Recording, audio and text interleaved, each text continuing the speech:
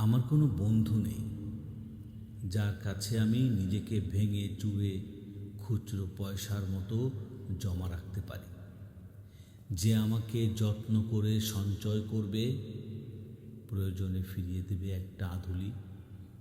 সত্যি বলতে আমার কোনো বন্ধু নেই। বন্ধু বলতে জেনেছি যাদের, তারা কেবল পথ চলতে সঙ্গী ছিল।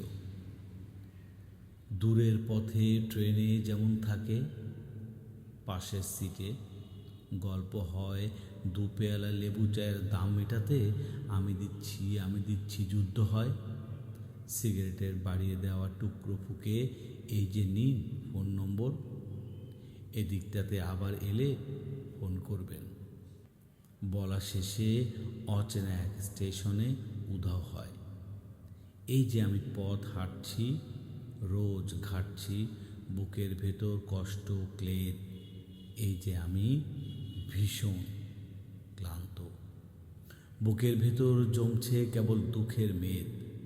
তবুও আমার নিজের কোনো বৃক্ষ নেই।